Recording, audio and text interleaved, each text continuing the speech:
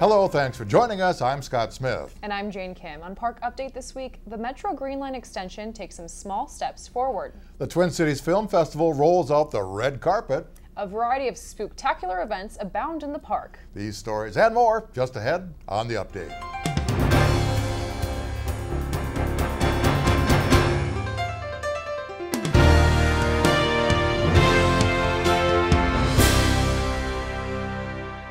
A new chapter is beginning for the Metro Green Line extension. The Southwest Project Office hired a peer review consultant in September to review the work of staff engineers and consulting engineers. The office also published a request for proposals for the advanced design contract to be awarded in late 2014. And the Southwest Project Office submitted a New Starts application to the Federal Transit Administration to advance the project. The project has received $705 million in local funding commitments to date out of $827 million needed for the $1.65 billion project total. Service will begin in 2019 as an extension of the Metro Green Line. For the latest Southwest LRT news, visit swlrt.org. The highly anticipated 2014 Twin Cities Film Festival has returned to the Icon Theater at the Shops at West End, October 16th to the 25th, celebrating their 5th anniversary. It is the only place you can see over 85 film screenings, partake in numerous mixers and educational panels, and rub elbows with up-and-coming Minnesota and national filmmakers and actors. The acclaimed 2014 festival brings Oscar contenders to the area, as well as thought-provoking independent world premieres, red carpet gala screenings, nightly parties, and an eclectic array of panel discussions that both showcase and bring together the local Twin Cities film community. Check it out at twincitiesfilmfest.org.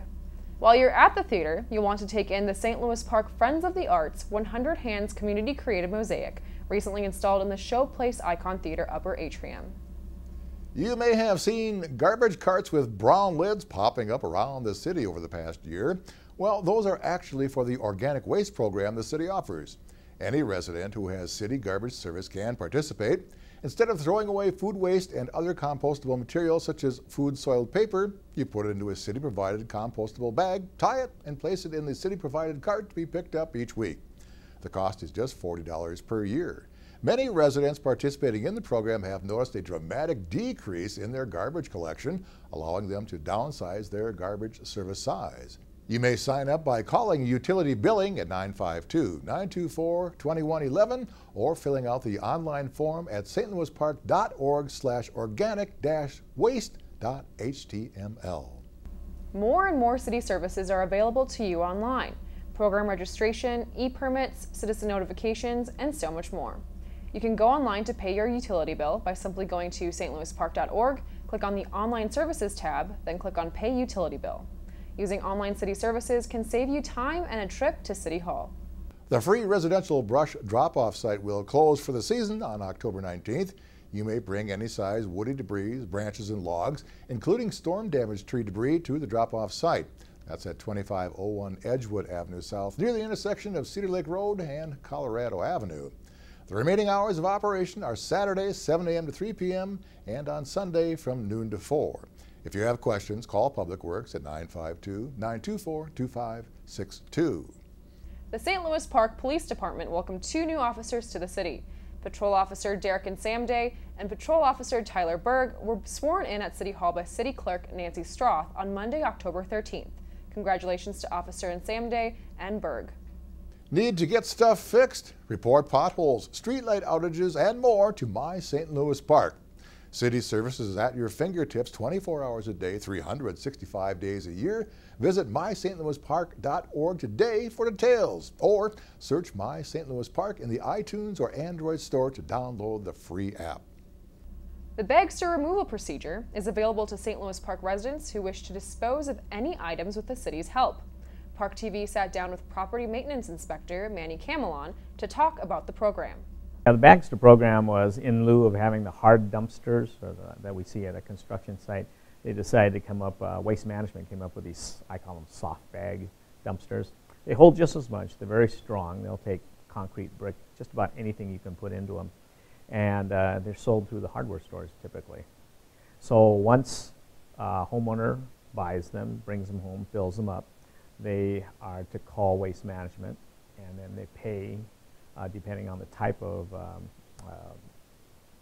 waste that they've got into it. Some could be hazardous waste, some could be just wood, whatever. And there's a according fee, so they can pay over the phone on the credit card. And once they do that, then they're given a number, an assignment number, and then Waste Management will send out a special truck. They do have a special department working on this, and solely on bagsters. And then they'll have a truck with special crane, will lift it up, put it on the truck, and then haul it away. So it's been appealing because it's convenient.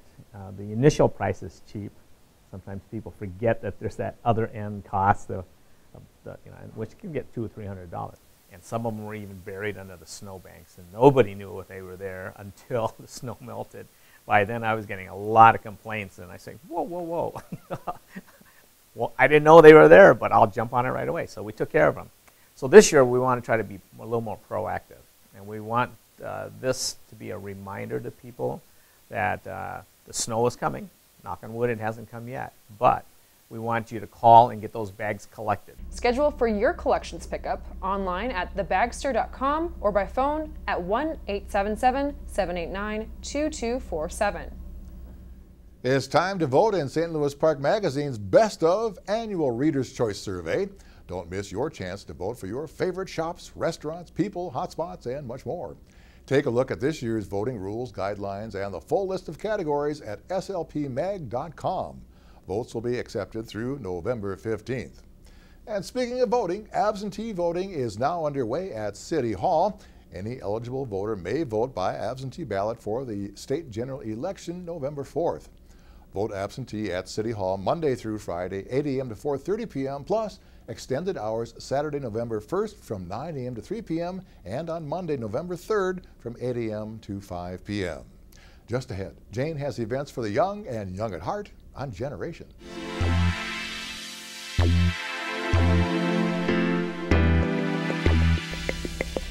An intermediate woodworking class will begin on Tuesday, October 28th from 5:30 to 7:30 p.m. Sponsored by the St. Louis Park Senior Program, teacher John Taslow will instruct how to design and build a small custom-made shelf. The class is designed for students with previous woodworking experience. A storytelling writing class will be held at the St. Louis Park Library on Tuesday, October 28th from 1 to 4 p.m. Instructor Alita Winterheimer will teach students about the building blocks of storytelling, highlighting the importance of action and plot.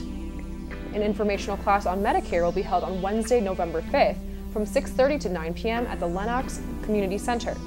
Navigating Medicare before you retire or for those with coverage will cover the program's benefits, how it works, how the Social Security Administration is involved, and the various supplement classes, choices, and Part D plans.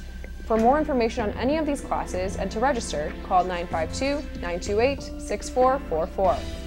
The St. Louis Park Library will host 2 book discussion groups for The Unlikely Pilgrimage of Harold Fry on October 23rd at 6 p.m. and October 27th at 2 p.m.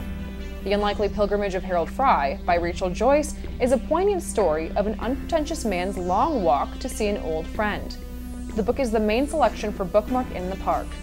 Bookmark in the Park is a community project to encourage intergenerational reading among families in St. Louis Park. Their motto is "Make a good book better, read it together." For further information, please contact Eve Winters at 612-419-9770 or visit www.bookmarkinthepark.org. As Halloween approaches, it's time for a variety of spooktacular events around the park. The Great Pumpkin Carve at Wolf Park is inviting one and all to carve 1 or more pumpkins and bring them to Wolf Park next to the rec center. All pumpkins will be lit, placed in the amphitheater, and displayed for 2 nights. Pumpkins can be dropped off Friday, October 24th from 12:30 p.m. to 5:30 p.m. The jack-o'-lanterns will be open for viewing Friday and Saturday, October 25th and 26th from 6 to 10 p.m. The annual Great Pumpkin Fest at the Shops at West End is a family-friendly, non-scary Halloween celebration. This year it will be held on Saturday, October 25th from 10 a.m. to 2 p.m. Bring a non-perishable canned food donation for STEP and receive a free reusable treat bag. The annual Woof and Treat Halloween Party and Costume Contest will take place on Saturday, October 25th from 11 a.m. to 2 p.m. at Excelsior and Grand. This year's party will benefit Pet Project Rescue. All the stores at Excelsior and Grand will have fun for people of all ages and their pooches with dog and children-friendly activities, including hay rides, bouncy castles, face painters, and so much more. For more information, visit woofintreat.com.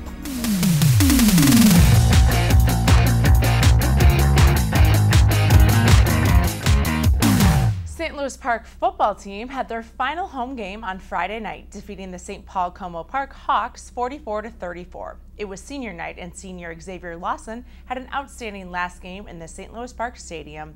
The Orioles' offense was on point, led by sophomore quarterback Logan Romero, who completed all but 2 passes in the game.